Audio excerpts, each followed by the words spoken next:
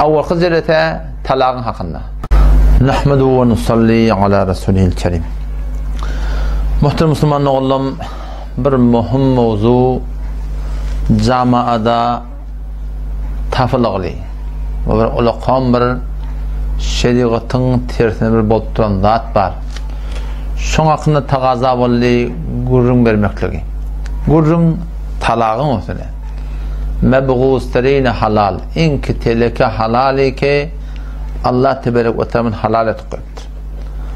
Eger halal etmedik bolsa onna hewre yaşayış kıyım olacakmıştık. Şonten dong söytün töyme oňuşma her bir ýagdaýda bir ayal bilen erkek bilen ýaşamaly. Eger şeriatdan nikahdan hukum bolýan bolsa bir hewren kıyım olacakmış musulman dogan. Şu taýdan şu teleke halalyň öde de jaýyna bir yaşayışı yamaşadan doğru toğrutunna dikmeklikden şeyin bir berilen bir forza, berilen bir Allah tarafından ulaqan bir ihsan musulman doğum. Oşu talaqın ödi hakikatta zenanalara bir ulaqan bir rahmetmiştik şu zamanla. Oşu zamanla da şeyle. O ne yaparım? Şu zamanla Peygamber Kudaysan vatanların övünçek zenanaları 100 talaq verilmiştik de, 50 talaq verilmiştik de. Aslında talaqın maraqim endazı yokmuştuk. Talaq verilmiştik de İslam'dan önce. Şolam ottat deyip şoň ahna İbrahim Aleyhisselam galan dininden bir zatda bamışdarlarına. Şu turatında ayni şoň erkegini tıpçak çıkacak wagtynda ýa-da ýene barıp da hemen ayalny diýip aýdarmyşdyk. Şey diýip ýanky nanany arada ne ayal bolup da ärli bolmuşdyk, ne ärli bolmuşdyk. Şu form bir perişan narahat idi erkadamy şu zamanna bulara gatydan turatynda zulm edilmişdik. Nihayeten din İslam gelip de hukmetdi ki eger talaq bermeli otaňyz nihayetten iki tarap barahim talak bir urt başar ýartaňyz. Üçlenje barandan sonra tiz bedende hakyňyz ýok. Belki bedenansydan kullen juda bolýar diýip deneme Allah Taala Kur'anda şunu hukmetdi. Şunany ki Kur'anda 229-njy ayet Sure-i Bakara'da Allah Taala at-talaqu merratan dedi. Yani ol bir talagy kete talak beren sonra öwürüp şu aýalyňyz öňden alyp başar ýartaňyz iki tarap dedi.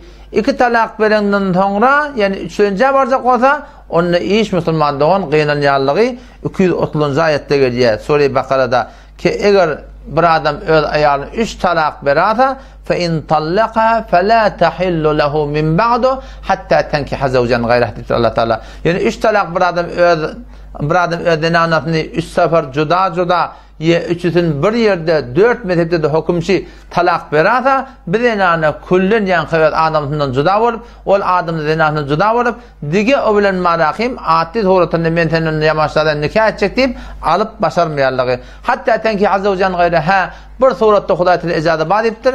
Keşi denana bu adamdan kullun aýrly 3 aý geçiren sonra başga bir adama çatylýar. Sonra ol adam aýrylsa dünýeden gidipdir da ýa-da o denanın başı boş bolýar. Ýaşa suratynda o bilen oňuşmany sonra bir wagt baraq ondan aýryşyp da ýamaşada meňe geljek bolsa şu suratynda ejada ba ýoksa musulman dogullum ejada ýok diýipdirler.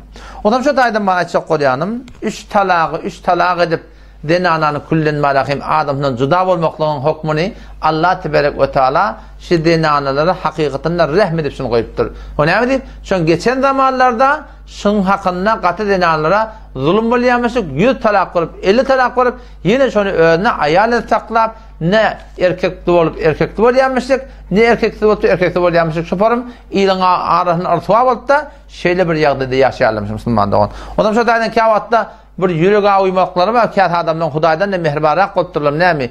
3 talak dogry beripdir. 3 talak suratyny oglanjyklary çaşjak, falan etjek. Şun doğrulanda bolmayan, falan bolmayan musulman dogan. Ten Allah Taala mehribanrak da rahim. Allah Taala şu 3 talakdan sonra şu gawanylar goýupdyr, denana rahmet goýupdyr.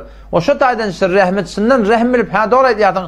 Bir hanymada şeýle bolýar, iki hanymada şeýle bolýar. Emma o gapdan goýdýanda şu denanalara ulaqam bir rahmet bolup barahimşi Allah Taala tarapyndan indirilen musulman dogan.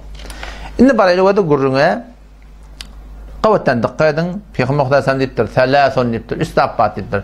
Cidduhunna ciddun ve hazduhunna ciddun. Üstappat diýipdir. Ciddi, şohite ciddi diýipdir. Bir nikah etmekdik.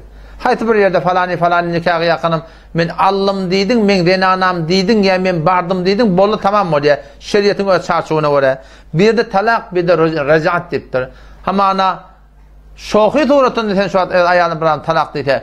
Ciddi suratında şu bir adam ayağını talak deyte. Peygamber Hudasan deyiptir. Şohi ise ciddi deyiptir Müslüman doğun.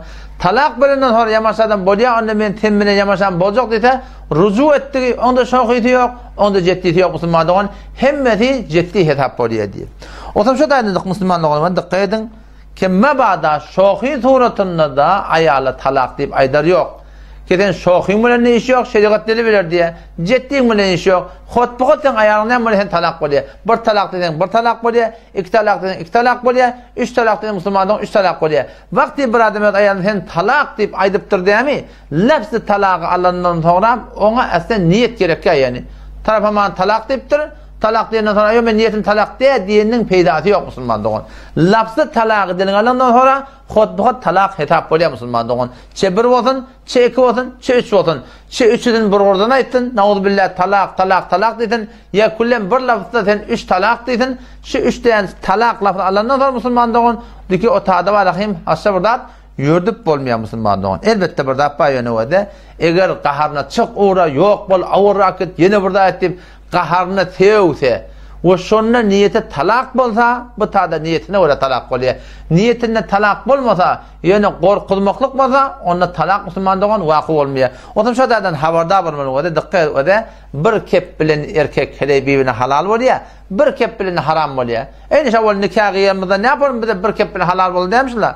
Eyni şu doğrutunda bir kep bilen Müslüman doğan eğer hele birbirine evet ya haram bolya. O zaman şadadan Müslüman doğan şuna habardar bolmaklık gerek. Ondan sonra da mınne belletti koy. Yıkıcı ödün de kan. Hiç kim yok aslında adam yok. Deryada geçpiyan, çöllü geçpiyan, otokta geçpiyan. Aydan kefen kulon esse talak dedin talak bolya. O da adam yokmuşuk yeni bırakmışık. Ona şayet gereken Müslüman doğun. Kulon eşitmete yani bir dilin dolama ancak kulonu eşitilmete yönüne aydıptırdın. Tadaman ki kulonu eşitleyense Müslüman doğumuna etibar yok. Kulonu eşitlenden sonra digi onma rahim hiçbir kefi yok. Boro bergerdi yok. O da şu turutunda talak oluyor. Hop, baraylinni Hudayi nekerde geliptir, şiriş boluptur. 3 sefer ayağına talak deyiptir.